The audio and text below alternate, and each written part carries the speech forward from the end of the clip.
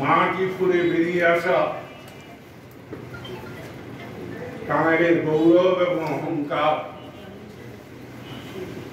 ৭৫ রাষ্ট্রপিতা হত্যার পর প্রতিবাদ যুদ্ধ শুরুকারী দ্বিমুখধারী বঙ্গবীর কাদের সিদ্দিকী বীরুত্তম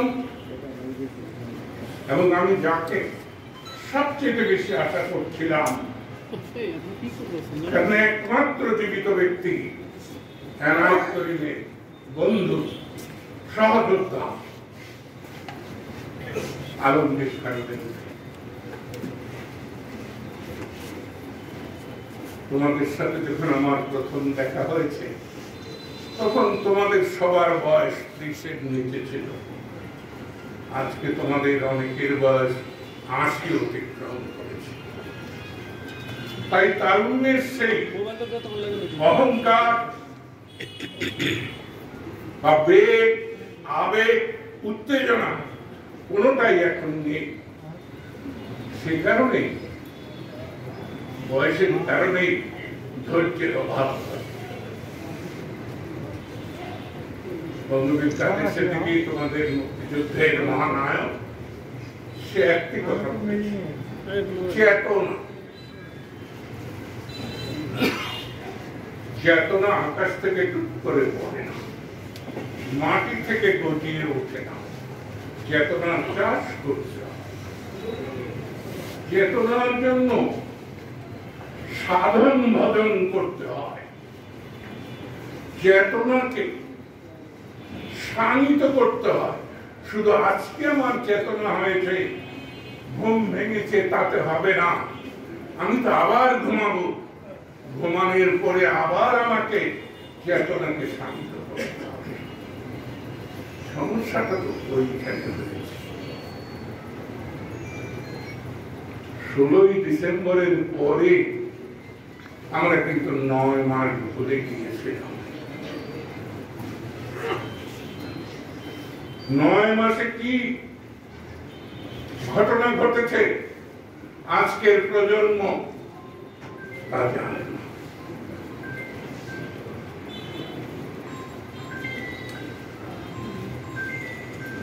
আর যুদ্ধ ৭১ বাতাসে আসে নাই। যুদ্ধ ৭১ নদীর ঢেউয়ে আসে নাই। যুদ্ধ ৭১কে তৈরি করতে হয়েছে।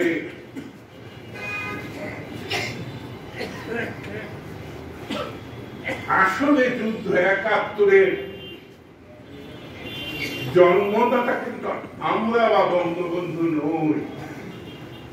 সমস্যাটা কোথায়? তুমি যদি আমাকে অস্বীকার করো, পরের দিন তোমাকে অন্যরা অস্বীকার করবে। আমাদের ইতিহাসের প্রথম যে ভ্রান্তি বিলাস, সেটি হলো আমরা শেরে বাংলা একে ফজলুল হককে অস্বীকার করেছি।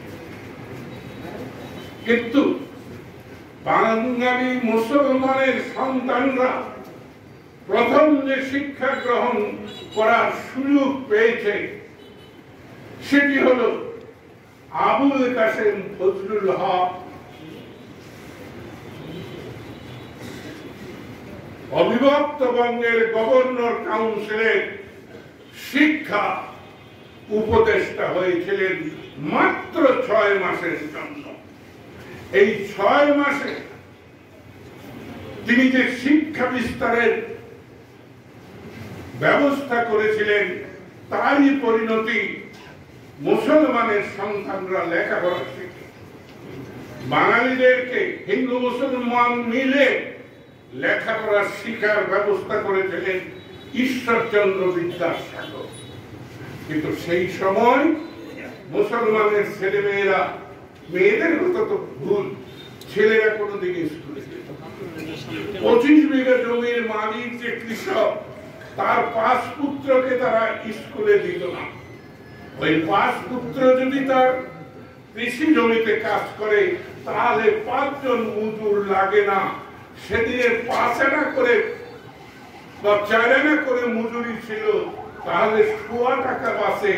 আর 100 টাকা বাঁচলে একদিনে, তাহলে 1 মাসে কত বাঁচে? সেই টাকা দিয়া জমিদারের নায়েবকে সেরামি দিয়া 2 বিঘা জমি মাসে পত্তন নেওয়া। সেই কৃষিভিত্তিক জীবন থেকে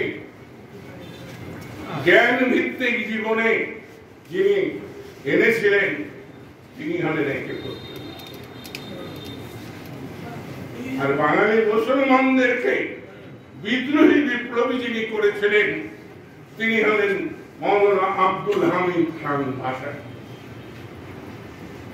আর শহীদ সোহরাওয়ার্দী তৈরি করেছিলেন একটি বালককে, যে বালকের বয়স যখন 14 বছর তখন তার সঙ্গে দেখা হয়েছিল শহীদ সোহরাওয়ার্দী। সেই বালকটি যেদিন কিশোর হয়, কিশোর থেকে যৌবনে পা দেয়, কলকাতায় গিয়ে শহীদ সোহরাওয়ার্দী শিষ্যত্ব গ্রহণ করে বাঙালি জাতীয়তাবাদের মন্ত্র উচ্চারণ করেছিল, যুদ্ধ 71। সেই বাঙালি জাতীয়তাবাদের চূড়ান্ত রূপ। কিন্তু যুদ্ধ 71